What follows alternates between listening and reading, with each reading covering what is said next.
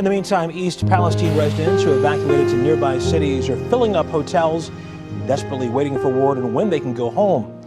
Our Lydia Esparra caught up with one evacuee who says she feels betrayed by the city and the railway. From miles away, you can see and hear the explosion in East Palestine.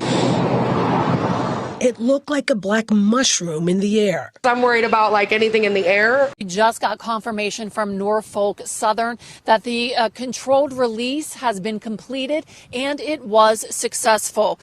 The resulting fire is going to release the vinyl chlorides, which will burn and turn into hydrogen chloride and turn into phosgene. Phosgene is pretty dangerous. It's a CG chemical from World War I. They used to gas the soldiers with that. It's a respiratory, acidic type thing that'll cause mucosal membranes inside your lungs to fill. It'll be like pneumonia. Your lungs will start filling up. It has a immediately dangerous to life and health rating of 3 parts per million. To put that in perspective, if this room was surrounded by 1 million balls, if only 3 of them got in, it would be deadly. So these are very deadly chemicals that they're playing with.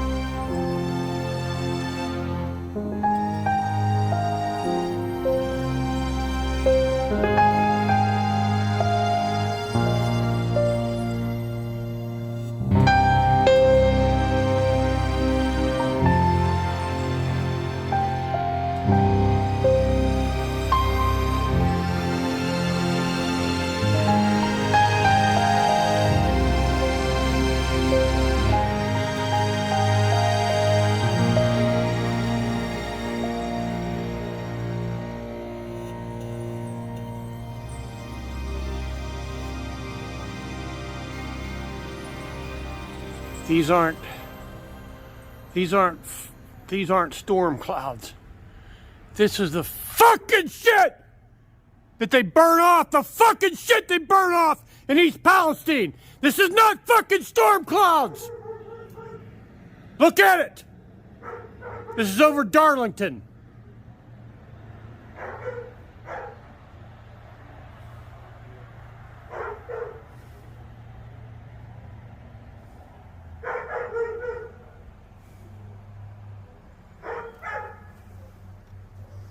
This is their fucking success.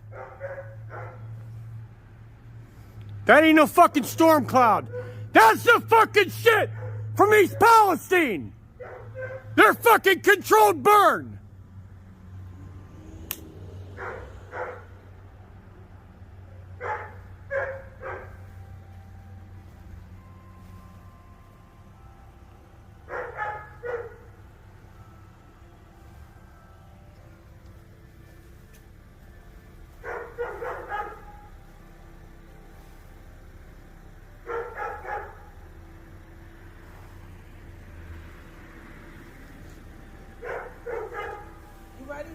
I'm ready. Let's get out of here.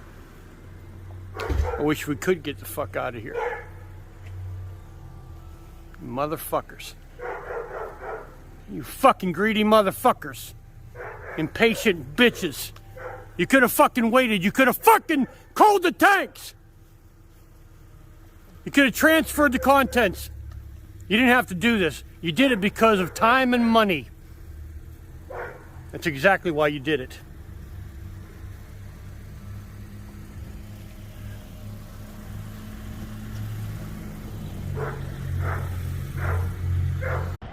This is a scene from Darlington.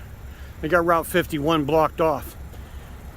And this, all that you see right here, this is all the burn off. This ain't storm clouds.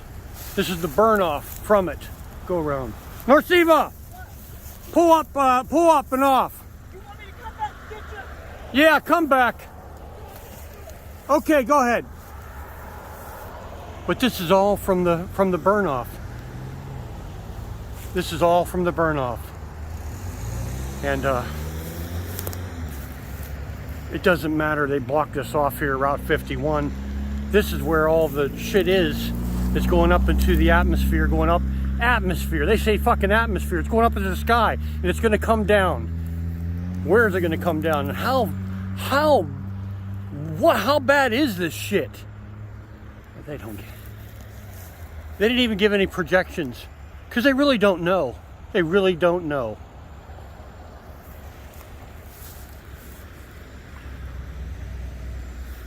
All of this that you see, these are not storm clouds. This is the fucking hazardous material that they fucking detonated those cars that were damaged there in East Palestine. This is Darlington. This is a few miles from there. Everybody, this was criminal what they've done. Absolutely criminal. Absolutely criminal. So irresponsible. Are you telling me you couldn't wait? You couldn't wait? You couldn't have more patience? You couldn't cool the cars? You couldn't take several days to go ahead and get other tankers in there to extract the materials, to move them safely? All right, good afternoon. I'm Chief Drabick, Village of East Palestine Fire Department. As mentioned in previous press releases, the safety of the residents affected by the train derailment in East Palestine has been our #1 priority throughout. Yesterday, the United States EPA, Ohio EPA, and the 52nd Civil Support Team collected air and water samples from the evacuation area. These samples were analyzed overnight. These agencies, along with the Ohio Department of Transportation, or the Ohio Department of Health, and the East Palestine Fire Department, feel it is now safe to be in the evacuation area. With the full support and backing of Governor DeWine, I am happy to announce that the evacuation order is now lifted. We understand that this incident caused an interruption and inconvenience in all of our lives. However, we came together as a community and put safety first, avoiding what very well could have been a tragedy of epic proportions.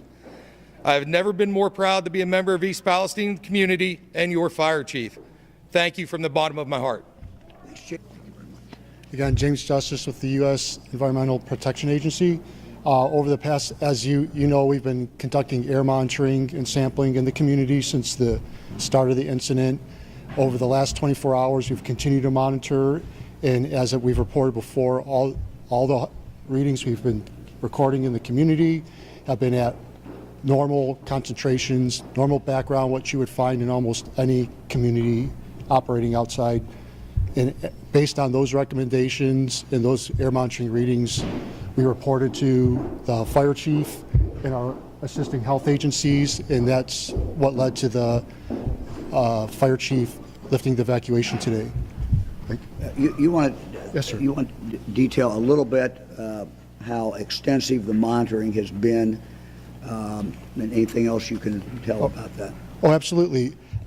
Throughout the incident, we've had a number of area arrays. We have a number of instrumentations that we use. Some are static instruments that we place at strategic locations, and then we also have teams that have handheld instruments. And we've been conducting that kind of air monitoring 24 hours a day. Our partners and contractors for Norfolk Southern have been doing the same.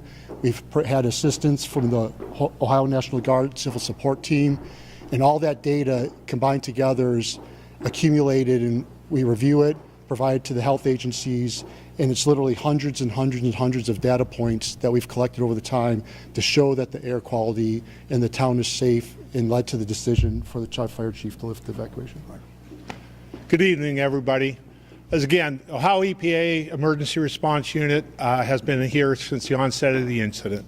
We have been tasked primarily with the protection and monitoring of the water systems, the waterways, and we do agree and glad to see the safe return of the residents here to East Palestine. The unfortunate side of these incidents at the onset is material does, and in this case has entered the waterway. Actions were taken to minimize that. There were detections through the laboratory analysis of it. The unfortunate side, those were immediately toxic to fish, but all the information and data to date is it has still been protective for the drinking water as it applies for drinking water standards. Yeah, I'm going to bring them back up. I mean, basically, it was explained to me the air, which obviously we're most concerned about, everybody breathes the air, that the readings are basically similar to what they would have expected prior to the train wreck or the train accident. So that's my layman's interpretation, but I'm going to bring the experts back up again. Thank you, Governor. Yeah, specifically, were there particular carcinogens or chemicals that you were specifically looking for in the air? Well, I'd like to reiterate, the governor gave a better answer than I could have, but specifically some of the contaminants based on the consist from the rail line that provided for the cars involved, we focused on those chemicals. As you know, the primary driver was vinyl chloride. We talked about that at press conference before. And then not only the vinyl chloride, there's a couple other chemicals related on the rail cars. We monitored for those, as well as combustion products. As those things burn, they produce additional chemicals. So some of the primary combustion products from vinyl chloride was phosgene and hydrogen chloride, both very toxic chemicals, and that's why that controlled burn the other night was so important to get right, because there was a potential for those contaminants to be released. Our monitoring, even during that, did not show. We had a few detections right at the site, but very few detections, but all below health screening levels after that incident. And that just shows the robustness of the monitoring system we had with our partners to make sure the community is safe, and then to allow for a safe return to the homes. So we did have, the water sampling is being collected and were submitted for laboratory analysis. We had Ohio EPA's toxicologists review that data. Norfolk Southern's had toxicologists review that data to ensure that the contaminants that were present in the water were still at safe levels. Yes, there were detections, but again, they remained at safe levels, and we want to ensure that happens. I do know that our Division of Drinking and Groundwaters is working closely with the Columbiana County Health Department to implement a residential well sampling to reassure residents that what we're saying has held true, that their water supplies remain safe to drink. Should residents be along? The residential well sampling that I believe is going to be implemented this week, very soon, is going to again confirm that what you have in your well is the same as what it was prior to this spill. What they have told me is that they believe that the air in there should be similar to the air outside. Did I get that right? Anybody? As the governor said, that we never detected a sizable plume inside the evacuation zone, so we wouldn't expect to see high concentrations inside the home. That's why the reoccupation screening is voluntary, and we encourage people, if you have any questions, be sure to call and take advantage of that. The teams will consist of a railroad contractor as well as an EPA representative too, to verify those readings. In East Palestine, Ohio. The evacuation zone is 1 mile from derailment located at 1020 East Haggard in East Palestine, Ohio.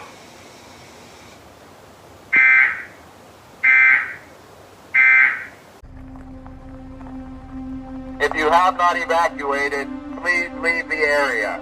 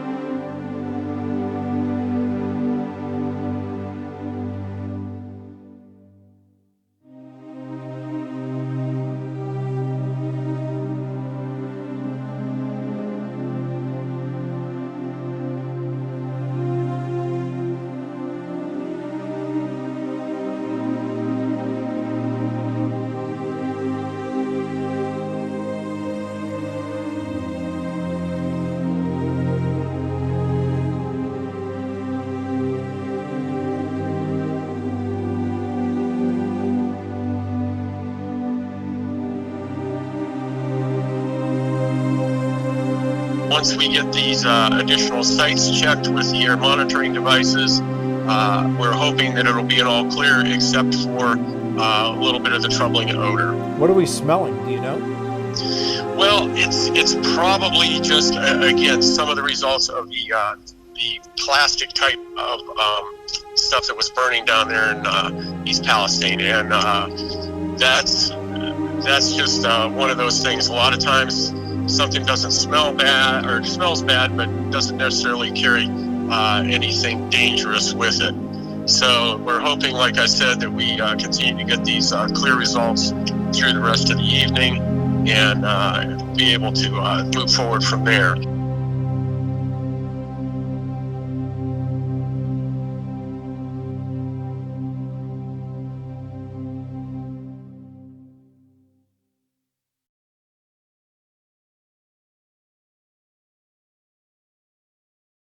Kirk Kohler with the Ohio Environmental Protection Agency's Office of Emergency Response. As we planned for throughout the burn, we have not found any hits to the waterway. There was no impact. It was anticipated to be that way. Checking during and now post has confirmed that. So they're very positive for the protection of the waterway. And we continue that monitoring program. Incident, there was impact to Sulphur Creek and waters of the state of Ohio. Since that point in time, we have been able to successfully control that runoff and contain the water and either treat it in place along with a robust sampling program. In my small town, which is next to Petersburg, we're having on and off patchy chemical fog. When you go outside and you breathe it, to me it feels like lung discomfort, but I'm also used to that feeling because of old jobs. When my wife felt it, it was a lot more pain from what she said and burning sensation. So the air is not good out here. They aren't telling us anything outside of what we already know. My fear is it is worse than they say, and they don't have it under control because the smoke was supposed to be going toward Pennsylvania. We're opposite of that, and we're having patchy chemical fog. So not good at all. Needless to say, outside right now it smells like burning plastic and rotten flesh. That's a weird smell to say the least, but that's how I would describe it. And yeah, it does definitely feel like something. So it tells me the air is not exactly fucking safe right now. Ask questions below. I will try to answer them as someone who's literally living here during this.